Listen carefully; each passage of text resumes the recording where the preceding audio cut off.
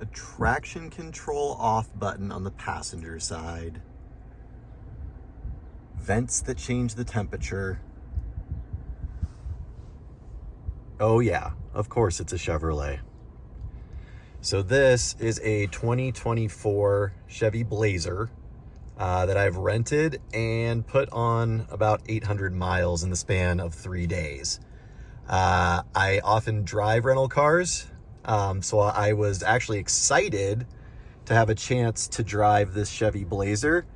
And honestly, not a terrible car.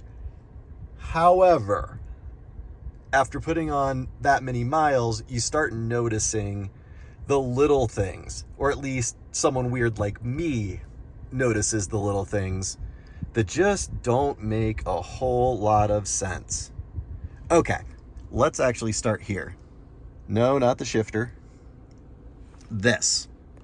So, right here in the center, you can tell that this is our four-wheel drive selector knob. So if I click it once to the right, let's go ahead and do that.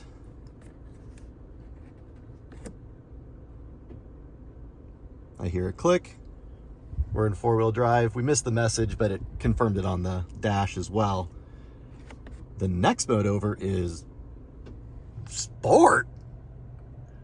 Why? Why would you have to go past four-wheel drive, which, by the way, makes you engage it, to get to Sport mode?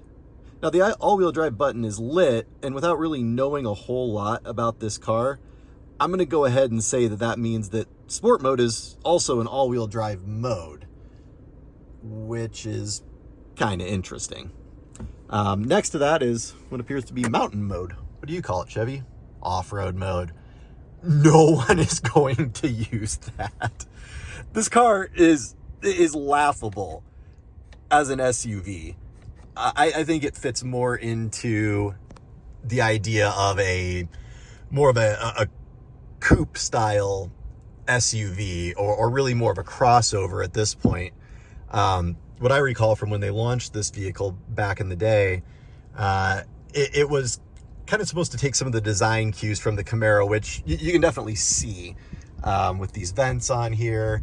And then the front end has a little bit more of an aggressive, muscular look. And frankly, I don't think it's a bad looking car. I'm going to get out and walk around. It's very windy today, so I'm going to keep it pretty short. Okay. So first of all, we have our kind of undersized Chevy wheels. This is a rental spec, so not a whole lot of goodies on it. Front end, not a terrible looking car. And it kind of has these muscular lines to it. And the overall size is really pretty good. Around to the back, I don't love how this plastic cladding comes up like that into where the handle is for the lift gate. Doing the lift gate. The first couple tries I did, I'm going to be honest, it didn't feel like it was powered until it started kind of giving me resistance. So I wish it was a little bit quicker to engage, but otherwise it's a pretty big cargo area. And the automatic lift gate, not always a huge fan of these things. Both of my vehicles at home have that, but it makes it kind of hard to get larger loads in there. Okay, so out of the wind and back to the weird choices that Chevy has made with this interior, as they always seem to do. So we look first at the vents. Kind of cool at first glance. And they actually open and shut with this knob in the middle. But what I started thinking about immediately is all those honeycombs that you can see back there. As this car ages and it gets dirtier, those are gonna look kind of nasty and be hard to clean. On top of that, it's just kind of chintzy plastics on here, as you would probably expect. So looking over at the door panel, one thing that I figured out kind of quickly is there's a sharp edge under here, and I can almost stick my whole finger under there because the fit and finish is just kind of not great. But the silver plastic on here doesn't really make a whole lot of sense. And the reason I say that is because there's various shades of gray, crappy plastic in here. And there is some chrome trim like we see here on the steering wheel as we line across the dashboard. But this is actually a different color silver, and it doesn't match any body color to it. I've seen some cars that, you know, have interior trim that'll match the color of the outside. But this silver really only appears on the door card, on the passenger and driver's side of the front. If we look here to the back, no silver back there, just cheap black plastic. Speaking of the back seat, it's actually a pretty roomy place to be. I didn't spend a whole lot of time back there, but I have ridden in one of these a couple of years back, and I remember thinking that as a 6'3" guy, I was actually really comfortable in the back seat, and no one had to put their seat super far forward. So the overall size of this as just a people carrier, it's pretty good. I'll talk a little bit more about the driving dynamics here as I look around and find more quirks. Oh my gosh, I have to just start with this one. So that's the start button, of course. It's hidden behind this tablet. If I'm from the passenger's view, you can't really see it. Not that a passenger needs to, but it feels like a really illogical place. Like anywhere around here would have been just fine, or where the auto stop start button is. And speaking of auto stop start, probably my least favorite mass-produced feature of a car that has ever existed. I appreciate that this is one that can be defeated and turned off, but I wish it defaulted to not being on. So we get the message and it says, oh, check mark to dismiss. Check mark. Yeah, no. Older Chevys actually would have a check mark right here, but this one does not. So you can tell that they didn't really update all the software to match the buttons that this model has. Speaking of that, let's look closely over here. So looks pretty straightforward, except that is not a button. Neither is that. So I fell for this as well. That looks like a button you should be able to press, but you cannot. If you're gonna use a rotary wheel here, probably should do something like what Tesla does and have that be able to go left and right, and not just up and down. You have the same thing on the cruise controls over here. I kind of did the same thing when I got out on the highway for the first time and went to go set the cruise and clicked the set button, only to find that that was not really a thing. So you can see this is equipped with the frontal collision warning. Let's see what happens when we turn that off. Okay. So that's kind of interesting. It looks like you can change the degree as to which the car starts freaking out when you get too close to something in front of you with a little bit of speed.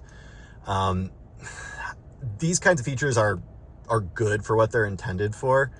I didn't really have any issues with this one. I have a Subaru at home and an Audi at home, and both of those cars are absolute head cases as you start getting close towards anything, or if you have the audacity to start kind of making your left turn as a car is going by, but kind of timing it out so you just go right after them. It'll lock up and just absolutely panic on you. I was able to do some maneuvers like that in this car over the 800 miles that I did, and I didn't really find the nanny systems to be annoying. And that goes for the lane keep as well, which is next to our strange mode selector, which is still sitting in mountain mode. So that's where the lane keep assist is. I actually enjoyed that feature on this car only. Now, my Subaru at home, I've had that feature off for like 4 years because all it would do is just beep constantly as soon as you got anywhere close to the line. This one, all it really did was just kind of give a gentle tug, just to kind of let me know I was getting a little close to it. So it was pretty subtle, pretty well done on that. Okay, back to the buttons. Okay, Chevy, what are you doing? You can definitely tell a difference between materials used here. So next to the heated seat button, we can see the temperature readout, auto climate, really, really nice to have. And then my heated seat, I'm guessing that better equipped models would have a cooled seat option just to the left of the heated seat button. But the real weird thing here is using piano black for buttons here, and then also to match on the other side, but absolutely nowhere else in the car does that appear. There's no other piano black, so it's really strange that they just used a tiny, tiny bit of that. It definitely goes away to, it definitely proves what automotive journalists have always said about GM interiors. They're just kind of afterthoughts. And I don't understand how for decades this has been their trademark, is, you know, making a lot of beautiful and great cars that are durable and long lasting. I'm not talking about all Chevys or all GMs, but there are several models that are great vehicles. This by all means feels like a durable, sturdy, well-equipped, no, not well-equipped, I wouldn't say that. This feels like a very competent, sturdy, and well-engineered powertrain and chassis. It's when we get to these weird interior choices that is always the reason why I end up passing on GM vehicles. Okay, for goodness sakes, why? Why? There is a button to turn off the traction control, which is absolutely something the driver should only have access to. And that is next to a button for the glove box, which, there's your glove box. It just makes absolutely no sense to put that button there. You could put it where the hazard light button is, I suppose. Or maybe over here where this parking brake button is. Like, I know we don't have hand brakes hardly anymore, but I mean, could you at least put that in the middle over here somewhere? And then there's the fan buttons and the defrost buttons. They're just tacked on underneath here next to the exposed old school USB and USB-C ports, which that's really nice to have, especially as a rental car. I'm not sure if this is a charging pad down here. I don't believe it is, but a nice little cubby down there. So I opened the glove box at some point and I see these two little panels. So under here, we have our 12-volt cigarette lighter style power supply. But next to it, we have this. And what is this? Well, it's absolutely nothing. But for some reason, there's just a panel there that looks like it should be something and should do something, but alas, it does not. So these arrows on here, you might have noticed, this is actually the way that you change the climate control temperature. And we see that up on the screen as I adjust this. Odd, but I actually appreciate it. I think it's kind of cool. I think it's unique. It's a setting that I change fairly frequently. So to have such a giant control to grab onto, I actually kind of like that.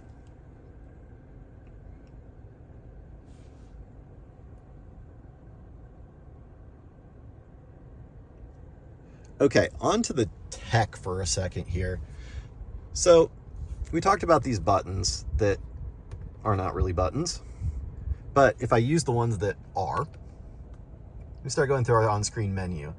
You can see the fuel economy that I achieved. I drove pretty gingerly on it. A lot of highway driving, a lot of good speeds, like 65 miles an hour. that tend to yield pretty good gas mileage. And I kind of thought it would do a little better than this. The tank is absolutely huge on it, and I was able to go over 500 miles between fill-ups. But when I did put gas back in it, about 20 gallons or so, I want to say it took to fill up. So it's kind of a trade-off. I can appreciate that as someone who does a lot of long distance driving, but 25 miles to the gallon, for kind of a mid-sized crossover when driven in those conditions, I would have thought it would do a little better than that. So that was a bit disappointing. What's not disappointing is the 9-speed automatic. It's not my favorite transmission, but I do appreciate just having a non-CVT transmission. I found that this one was a little confused at times. As you coasted in 9th gear, it would sometimes take a while to shift down a couple of gears, and it would just kind of sit at a low RPM and just run a little bit sluggish until you put your foot down, and then it would kind of force the gear change a bit more. And then also low speed turning, I noticed too that it would kind of shift down the gears too quickly if I was on the brakes kind of hard, and then it would get a little confused as to which gear to be in as you started accelerating out of the turn. Looking at this, we have just a compass on the screen. One thing this does not have, or at least I could not find in the very limited looking that I did, is a temperature gauge. That's just such a common feature anymore. Now, as I get to the end of the menu, I don't get to keep clicking to the right and have it scroll back, which kind of a miss. I have to click it all the way back if I want to get to my just kind of standard home screen. Now look at this. No, it's not that I haven't warmed the car up all the way. It's actually probably been on for like 5 hours. This is the highest the temperature gauge has risen. Just have it be in the middle. Chevy, come on. And then there's the tablet. Now, there's a lot of extra space around the screen. So if I go to CarPlay, which is going to show a little bit more of my screen here, even though I don't think this is a small display by any means, the actual size of this unit is massive. But like there's 1.5 inches over here that's not being used, a good inch over here that's not being used. And what that's going to do for a lot of people is block their line of sight, especially shorter drivers. I didn't personally have this problem, but as I sink down into the seat and kind of look up, it's blocking my view for absolutely no good reason, because the screen doesn't even go up that high. If the screen stopped where the display actually stops, it really wouldn't be very far above this dashboard and therefore wouldn't be in the way. Okay, last quirk, I actually burst out laughing when I noticed this. And maybe you have so far, because I've shown the steering wheel for a while here because I have no clue what to do with my hands. The stitching in here looks like it was done by a kindergartner. At first I looked at it and I appreciated the exposed stitching. It kind of looked like a nice sporty wheel, but the execution on it is so bad. I don't even know. So, in conclusion, I could drive this thing and try and take a video of it with my phone, but that's not exciting. This car is not exciting. What it is reasonably comfortable. It's decently spacious, but I don't know why on earth anyone would ever buy one of these. If you wanted a car in this segment, there's so many better choices that are actually luxurious or actually, engaging and fun to drive. This is just a car with an identity crisis. It wants to be sporty, but it also wants to be an off-roader. And what it is just something that ends up being kind of mediocre at everything. That said, it feels like a pretty sturdy car. I didn't really mind putting a bunch of miles on it. I didn't have a whole lot of complaints about the actual driving experience of it all. Just kind of confirms what I've already really thought about GM, is that they get a lot of key things right. They make good engines. They make good transmissions generally. There's a lot of GM vehicles that will do 300,000 plus miles, with very limited maintenance. This very well could be one of those, but the cheapness and the lack of thought is almost too much to live with on a day-to-day basis. And it feels more like one of my kids' toys than it does a $40-some thousand SUV. So that's kind of my conclusion on it, is don't buy it. That's all.